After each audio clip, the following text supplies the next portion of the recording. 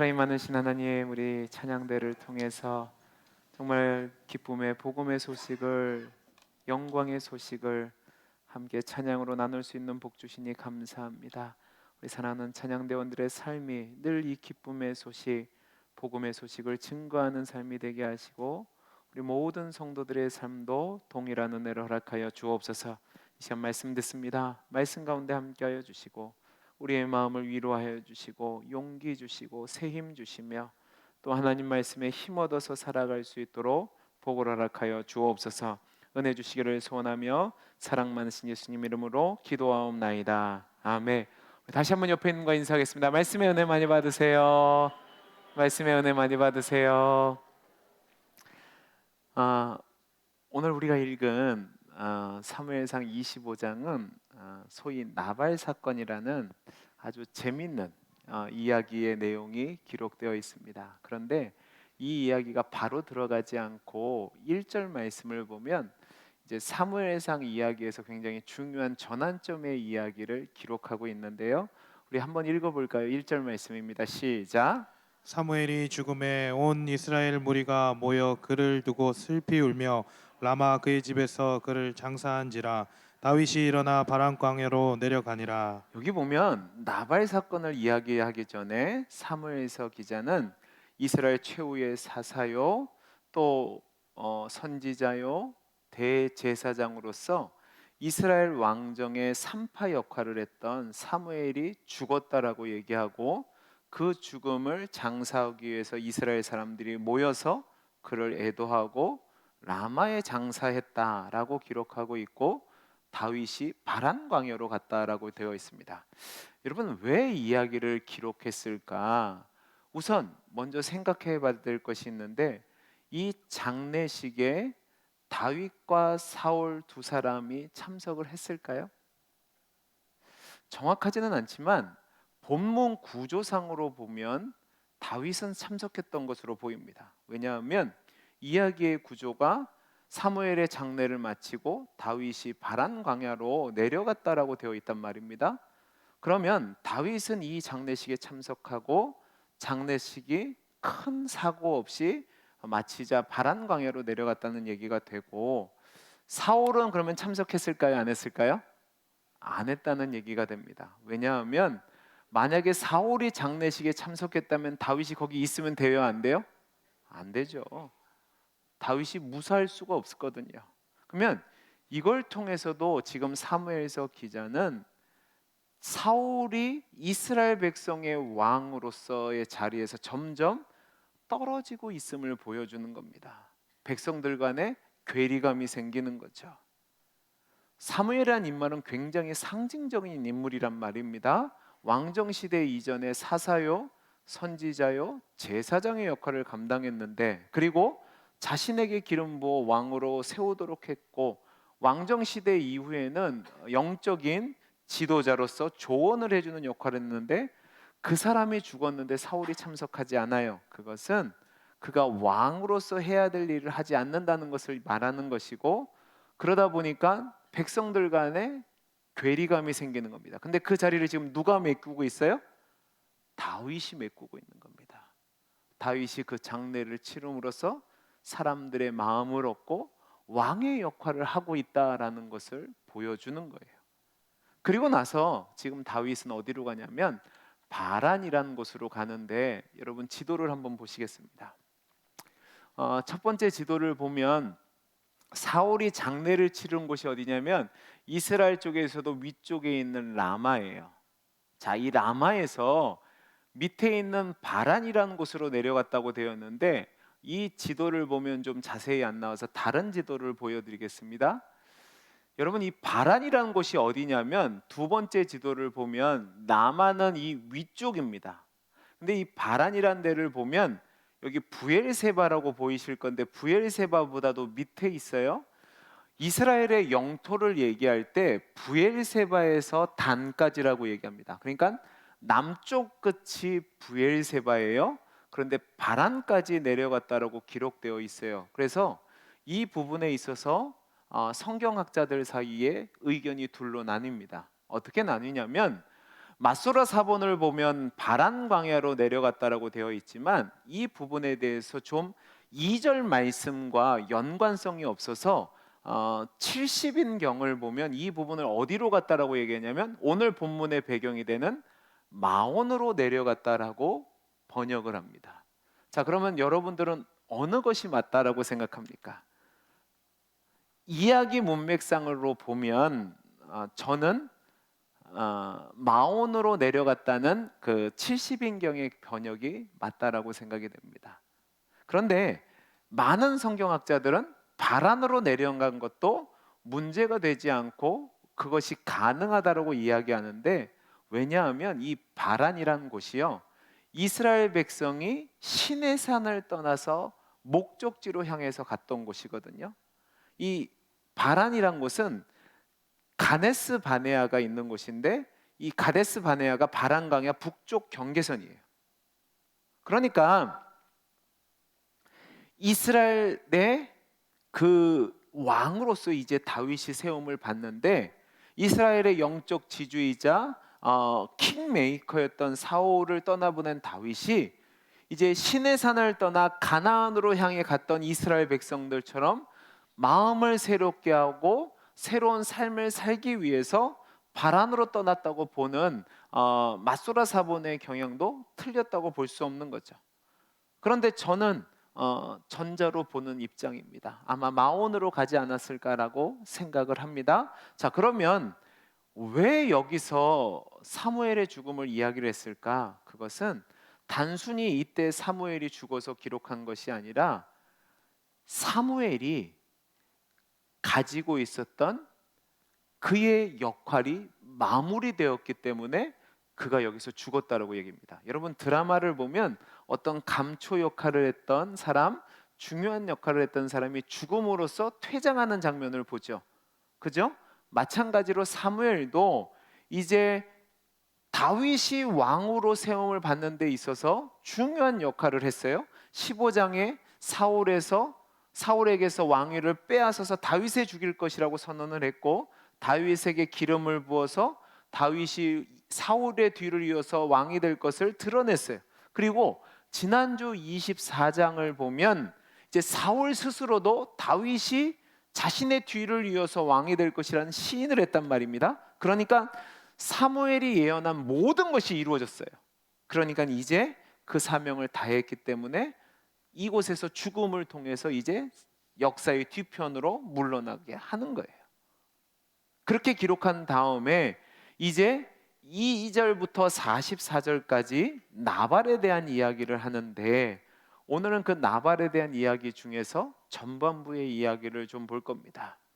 다윗이 사울을 피해서 도망을 다니고 있었는데 사무엘상 22장 2절을 보면 그에게 400명의 무리가 몰려왔다라고 얘기하고, 한 장 뒤인 23장 13절을 보면 600명의 무리가 몰려왔다라고 얘기합니다. 그리고 그 600명의 사람들은 어떤 사람들이냐면 정치적 사회적 공동체 안에서 억울한 자들, 실패한 자들, 압제당하던 자들, 빚에 시달리던 사람들, 원통한 사람들입니다. 이 사람들은 좋은 부류의 사람들이 아닐 수 있죠. 그리고 이스라엘 사람들의 사회 구성원 중심부에서 주변으로 내몰린 지금으로 얘기하면 약육 강식의 세계에서 진 사람들입니다. 그런데 이 사람들만 오지 않았고 가족까지 오면 이제 수천 명의 사람들일 텐데, 문제는 이렇게 수많은 사람들이 몰려오니까 매일매일 삶이 아마 고달팠을 겁니다. 그 무리의 다윗의 지도자라면 다윗은 이들을 먹이고 재우고 보호해야 될 책임이 있는 거죠. 아마 그 책임이 굉장히 큰 다윗에게 있어서 문제였을 겁니다. 그런 상황 속에서 어떤 소문이 들려왔냐면 갈멜이라는 지방에서 거기 사는 부자였던 나발이 양털을 깎는다는 소문을 들립니다. 근데 이 나발이 어떤 사람인지를 오늘 본문 2절 3절에서 설명을 하는데 우리 같이 한번 읽어보죠. 같이 읽겠습니다. 시작. 마온에 한 사람이 있는데 그의 생업이 갈멜에 있고 심히 부하여 양이 3,000마리요 염소가 1,000마리이므로 그가 갈멜에서 그의 양털을 깎고 있었으니 그 사람의 이름은 나발이요 그의 아내의 이름은 아비가일이라. 그 여자는 총명하고 용모가 아름다우나 남자는 완고하고 행실이 악하여 그는 갈렙 족속이었더라. 여러분 여기 보면 나발이라는 사람을 소개하는데 그는 대부호래요. 마온이란 지방에서 사는데 그의 목장은 갈멜에 있대. 왜 갈멜에 있냐면 이제 성지순례를 가보신 분들은 아시겠지만 이 갈멜이 굉장히 비옥한 땅입니다. 비옥한 땅이다 보니까 수많은 양떼와 염소떼와 그 떼를 목양하기 위해서는 이만한 곳이 없어서 그곳에 목양을 했는데 양떼가 3,000마리, 염소가 1,000마리래요. 감이 안 오시죠? 어마어마한 숫자입니다. 이런 재산을 일군 것을 보면 그가 경제적으로는 굉장히 탁월한 재능을 가진 사람이 맞습니다. 그런데 여러분 성경을 읽다 보면 이름을 주목해야 돼요. 이름을 그냥 지나가면 안 되고 이 사람이 이름이 뭐라고요? 나발인데요. 이 나발이란 이름의 뜻이 뭐냐면 바보, 완악한 자, 어리석은 자라는 뜻입니다. 그는 그 이름처럼 고집이 세고 행실이 악하고 어리석은 사람이었어요. 근데 이 나발에 대해서 뭐라고 얘기하냐면 그가 갈렙 족속이었다라고 되어 있습니다.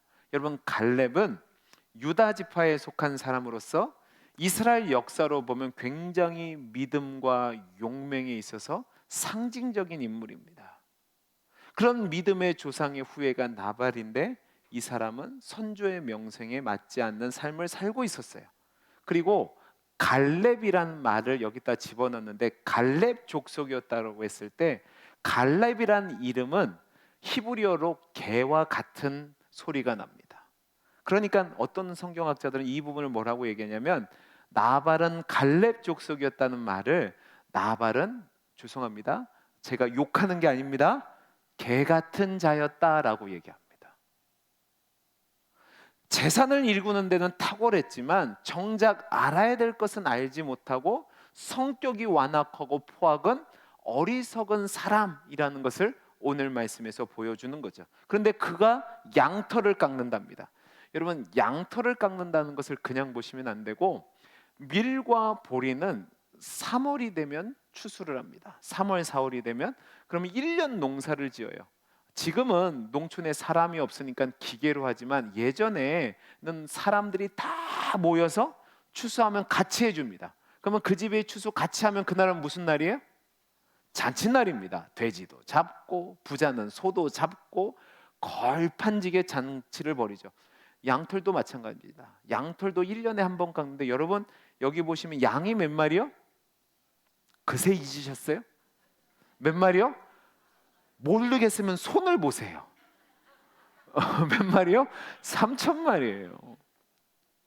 여러분 3,000마리의 양털을 깎으려면 자기 식구로만 안 된단 말입니다. 그러니까 마찬가지로 여기저기서 사람들을 다 불러 모아서 양털을 깎게 했을 거예요. 그리고 양털을 깎는 것이 그냥 끝나는 것이 아니라 잔칫날인 겁니다.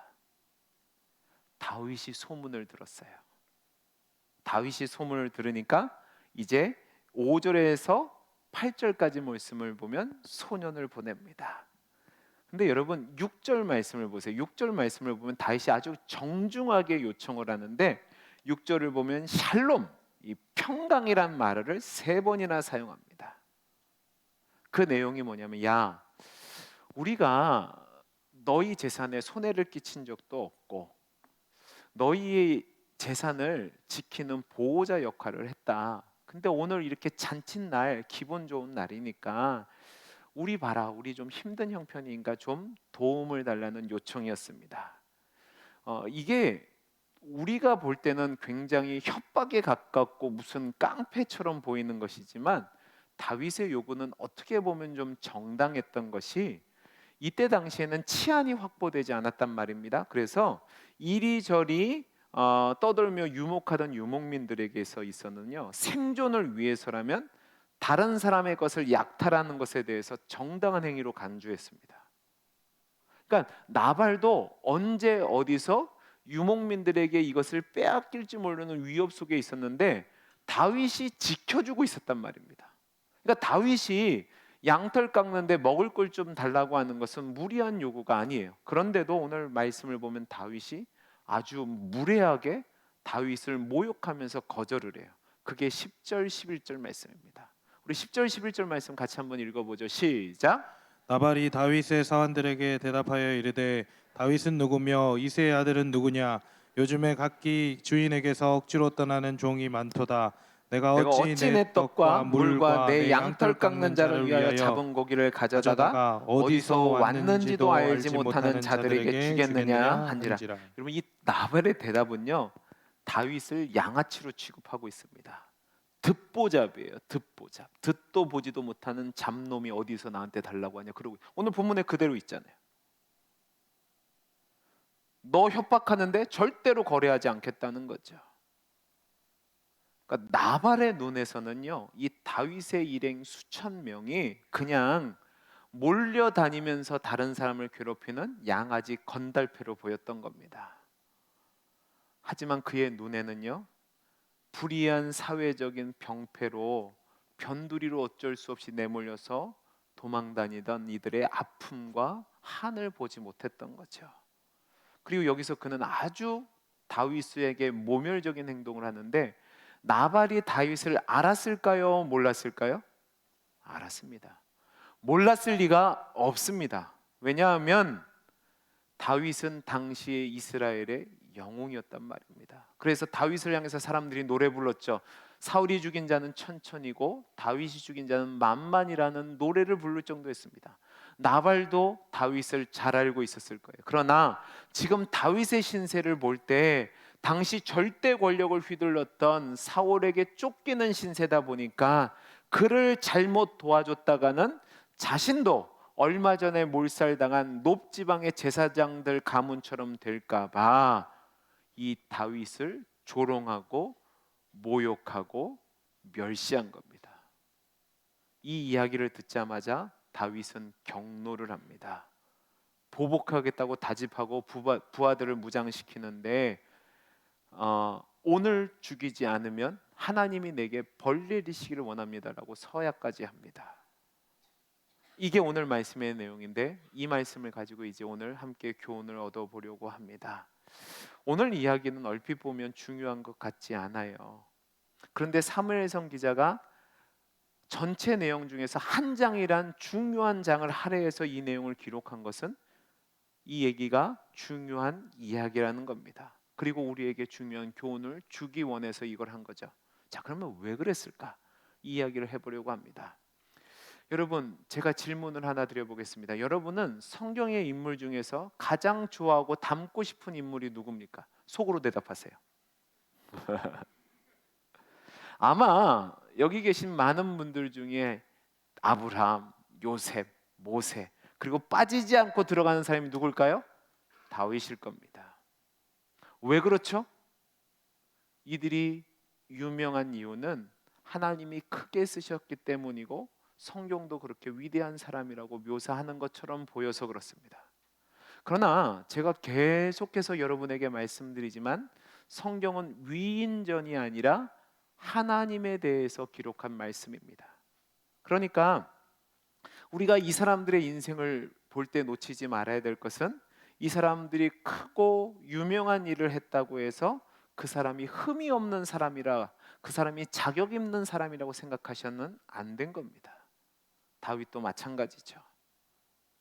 사무엘상에 기록된 다윗의 모습을 우리가 보면서 착각하면 안 되는 게, 그는 항상 올바르게 행동하고 그리고 의로운 자고 왕으로서 충분한 자라고 생각하시면 안 됩니다. 다윗은 결코 그런 사람이 아니에요. 물론 다윗은 하나님을 향한 신앙 고백도 있었고 하나님의 사람으로 분명히 뛰어나고 존경받을 만한 점이 있는 것은 사실입니다. 그러나 그도 역시 사람인지라 많은 약점과 부족함을 가진 사람이란 것을 부인할 수 없죠. 오늘 말씀에서도 그 부분을 보이는 거예요. 지금 다윗은 600명의 사회에서 적응하지 못한 부적응자들의 지도자로 있습니다. 그들을 먹이고 재우고 인도하는 것은 그에게 큰 문제였어요. 그것을 해결하기 위해서 부자에게 도움을 요청했어요. 아마 이 도움을 요청했을 때 다윗은 많은 생각을 했을 겁니다. 그 생각 가운데 이때 요청하면 될 거라고 생각을 했는데 이유가 있어요. 다윗도 머리가 있을 거 아니에요. 첫째로 지금은 양털 깎는 축제의 기간이에요. 축제의 기간엔 사람들의 마음이 부해진단 말입니다. 그러니까 자기를 도와줄 거라고 생각했고 충분한 예의도 갖췄고 실제로도 지난 시간 동안 이 나발의 그 동물들을 지키는 역할을 했기 때문에 당연한 요구라고 생각할 수 있어요. 뿐만 아니라 지금 이 나발이라는 사람이 다른 사람이 아니에요. 자, 다윗은 어디 지파 사람입니까?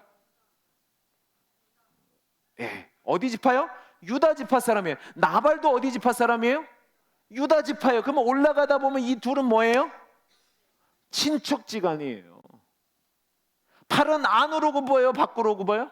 안으로 굽겠죠. 그러니까 분명히 다윗은 여러 가지를 생각했을 때에, 그리고 또 믿음이 뛰어났던 갈렙의 후손이래요. 그러면 이 어려운 상황을 얘기해주면 충분히 호의적인 답변을 해줄 거라는 기대를 했을 거예요. 근데 그 기대와는 다르게 무례한 거절과 도발적인 모욕을 당했단 말입니다. 그래서 여기서 폭발한 다윗이 400명을 무장시키고요, 내일 아침까지 이 사람들과 이 나발과 그에 속한 모든 남자들을 죽이지 않으면 하나님이 내리시는 모든 벌을 받겠다고 얘기합니다. 여러분, 분명히 앞장까지 다윗은 냉철하고 강인하고 하나님 뜻을 따르는 모습을 보였고 너그럽고 배려하고 용서하는 모습이었어요. 그런데 그런 다윗의 모습은 완전히 사라지고 오늘은 자기 분에 못 이겨 펄펄 뛰는 다윗의 모습을 보이고 있습니다. 왜 그렇죠? 아까 읽었던 10절 11절 말씀을 그래요. 나발이 다윗은 누구며 이새의 아들은 누구냐라고 말합니다. 그러면서 요즘 각기 주인에게서 억지로 떠나는 종이 많다고 했는데 이 억지로 떠난다는 말은 뭐냐면 도망간 종이라는 겁니다. 제가 앞에서도 말했듯이 나발은 다윗을 모를 리가 없어요. 그런 다윗을 향해서 이런 모욕을 했단 말입니다. 이 나발의 대답을 듣자마자 다윗이 무너진 겁니다. 자신을 알 텐데도 자신을 모른다고 얘기하고 경멸하고 모욕적인 말을 하니까 무너진 거예요. 여러분, 여기서 이제 우리가 이야기해 볼 것이 있어요. 분명히 지금 이 모습을 보면 다윗은 앞선 장에서 사울을 용서하고 배려하고 또 다윗이 마음을 담아 축복한 모습은 없어요. 지금 이 모습에서는 하나님의 기름 부음 받은 자로서 하나님의 뜻과 아름다운 덕을 나타내는 모습이 아니라 원한을 갚기 위해서 혈안된 인물로 나와요. 왜 이러냐고요. 이것이 우리에게 주는 교훈이 뭐냐고요. 그것은 뭐냐면 우리의 신앙이라는 것이 한순간에 세워지는 것이 아니라는 것을 보여주는 겁니다. 여러분, 신앙은 하나님의 은혜 가운데 성장하고 세워지는 겁니다. 그런데 그것이 하루아침에 세워지지 않아요.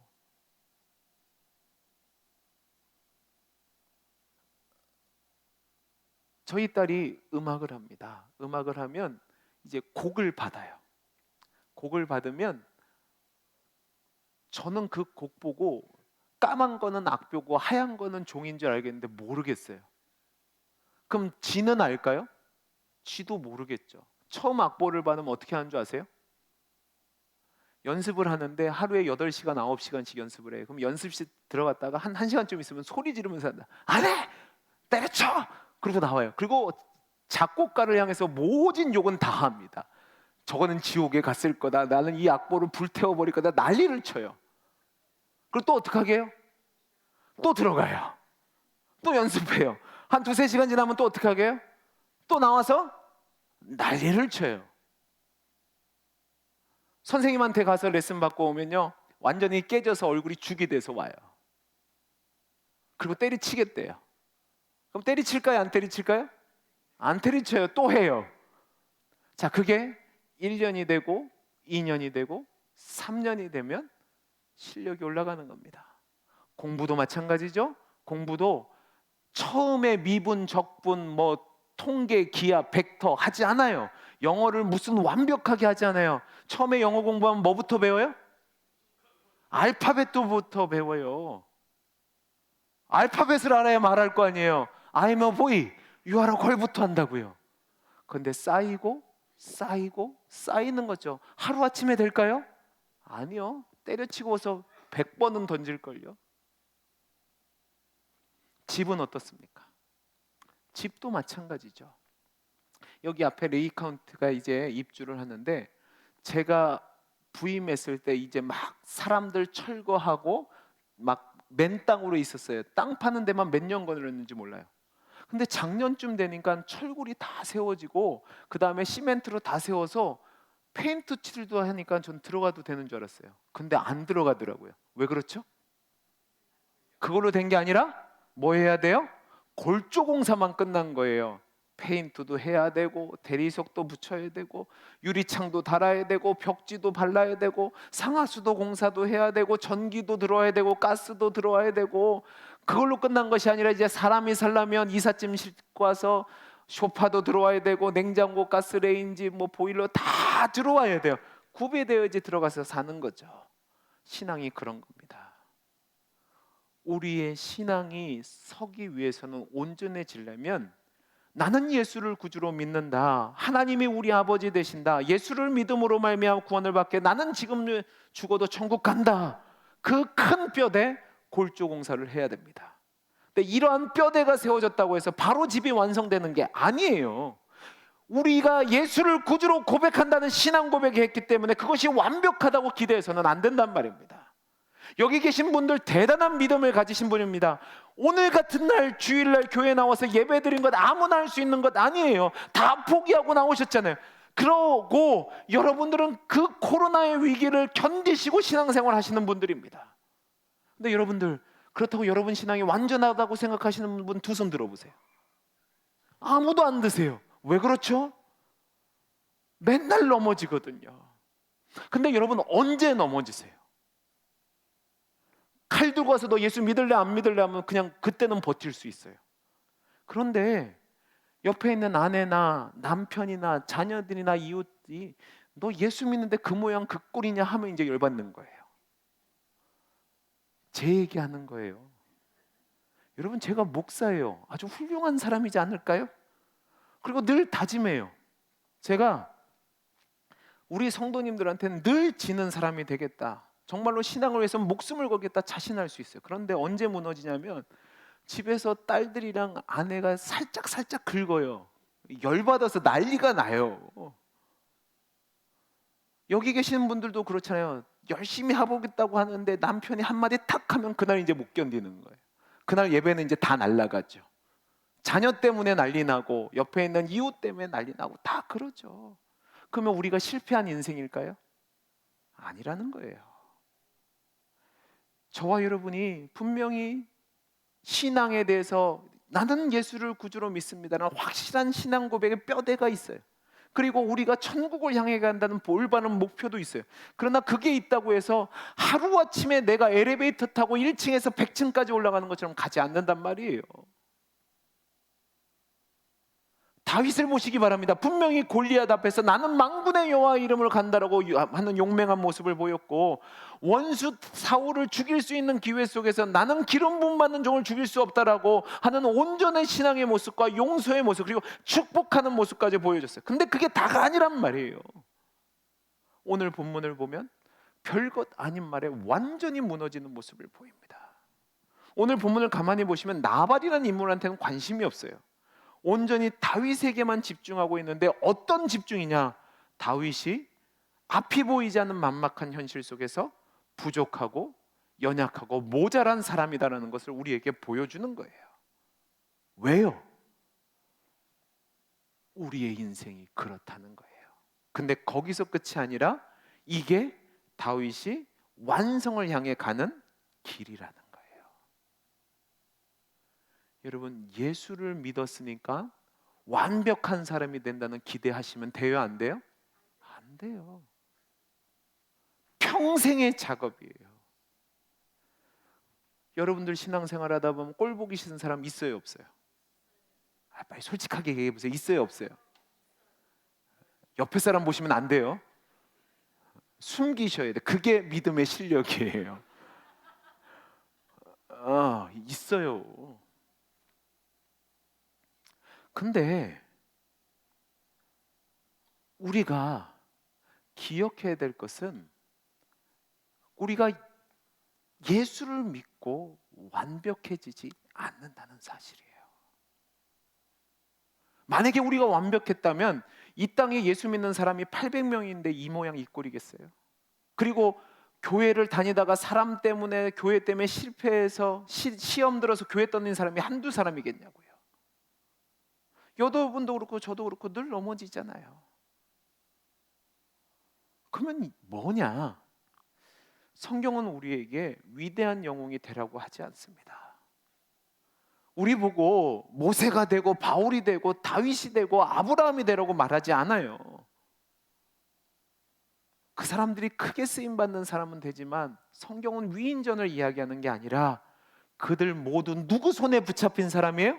하나님 손에 붙잡혔다는 거예요. 하나님 손에 붙잡히니까 하나님이 그들을 사용하셔서 그렇게 만드셨다는 거죠. 저와 여러분도 마찬가지입니다. 하나님이 저와 여러분을 택하시고 하나님의 사람으로 부르셨습니다. 우리에게 은혜 주셔서 예수를 믿는 신앙을 주셨고 그 신앙 고백 가운데 성도로 살게 하셨어요. 우리가 완벽해서 우리가 훌륭해서가 아니라 하나님이 우리를 사랑하셔서 택하신 거죠. 은혜란 말입니다. 그리고 그 은혜의 하나님은 우리에게 주어진 삶의 과정들 속에서 하나님이 은혜를 베풀어 주심으로 말미암아 우리의 실패와 넘어짐과 모자란 모습과 이 부족한 모습을 통해서라도 그것을 근거로 해서 포기하게 하는 것이 아니라 더 하나님과 가까워지고 성숙하게 은혜로 이루어 주시는 분이라는 거죠. 오늘 말씀이 그걸 얘기하는 겁니다. 하나님은 이 나발 사건을 통해서 다시 한번 다윗을 성장시켜서 하나님이 이스라엘 왕으로 세우셔서 이스라엘에게 복 주시고 하나님의 뜻을 이루는 과정으로서 다윗에게 허락하시는 거죠. 여러분, 우리의 인생도 마찬가지입니다. 하나님은 저와 여러분을 복 주시기 위해서 택하시고 하나님의 자를 완성하시기 위해서 여러분의 삶을 허락하셨습니다. 그리고 하나님은 그 삶 속에서 일하고 계십니다. 여러분이 별것 아니라고 하는 그 일상의 삶이 여러분의 삶의 조건과 환경이 하나님이 주관하시지 않는 것이 하나도 없어요. 여러분이 늘 승리하면 좋겠죠. 근데 그러지 않아요. 넘어지고 부족하고 연약한 모습을 보여요. 그러나 낙심하지 않으시기를 바랍니다. 그렇게 가는 거예요. 그렇게 완성을 향해서 하나님이 데려가신다고요. 에이씨 안 해! 때려쳐! 괜찮아요. 하나님한테 하나님 나 삐졌어요. 나 오늘부터 안 할 거예요. 괜찮아요. 근데 우리가 괜찮다고 하는 이유는 누가 포기하지 않으세요? 하나님이 포기하지 않으세요. 하나님의 여러분의 인생을 잡고 계세요. 그러니까 여러분이 틀렸다고 낙심하고 실패했다고 좌절하고 못났다고 자책하는 그 순간에도 하나님은 여러분을 붙잡고 완성의 자리로 끌고 가실 겁니다. 왜냐하면 이 일을 위해서 하나님이 여러분을 그리스도 안에서 구원하셨기 때문에 그렇습니다. 여러분과 저의 인생은 이미 끝난 인생입니다. 어떻게 끝났어요? 우리에게 멸망과 저주는 끝난 인생입니다.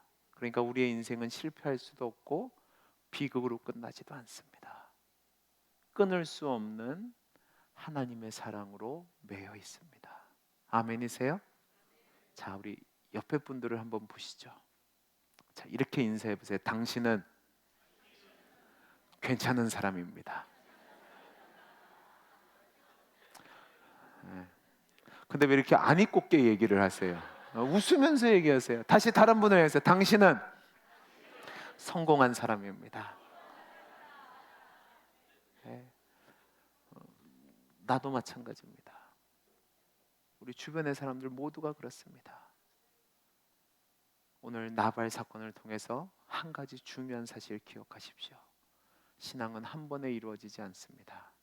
하지만 하나님이 우리의 실패와 넘어짐을 통해서도 이루어 가십니다. 포기하지 마시고 하나님의 복에 메어진다라는 확신을 가지시고, 혹시 실패해서 넘어졌다면 다시 일어나십시오. 그리고 믿음의 걸음을 걸어 보십시오. 하나님이 아름다운 자로 만들어 주실 겁니다. 그리고 여러분 눈에 성에 차지 않는 꼴 보기 싫은 인간들이 있으십니까? 그 사람도 하나님이 택했다면 하나님이 만들어 가실 겁니다. 여러분이 손대지 마시고 누구에게 맡기세요? 하나님께 맡기세요. 내 일은 내가 하고 하나님 일은 하나님께 맡기시고. 그래서 저와 여러분이 하나님이 나를 포기하지 않으시구나, 나를 만들어 가시는구나, 나를 결국은 승리케 하시는구나, 그 믿음 속에서, 실패한 현실 속에서, 모자라는 모습이 보이는 현실 속에서도 주저앉지 마시고 다시금 힘을 내서 믿음의 삶을 향해 나아가는 복된 삶이 되기를 간절히 소원합니다. 기도하겠습니다. 사랑이 많으신 하나님 아버지, 예수 안에서 우리를 구원하시고 사망과 멸망과 저주에서 벗어난 복된 인생으로 우리의 인생을 결정지어 주시니 감사를 드립니다. 우리는 실패할 수 없고 비극으로 끝날 수 없는 인생을 살아갑니다. 이 약속을 붙잡고 매일매일 넘어지고 주저앉고 실패하고 모자라지만 멈추지 않고 다시 힘을 내어서 믿음의 전진을 향해 나아가는 우리 모두가 되게 해 주옵소서. 은혜 주시기를 소원하며 사랑 많으신 예수님 이름으로 기도하옵나이다. 아멘. 다 함께 찬송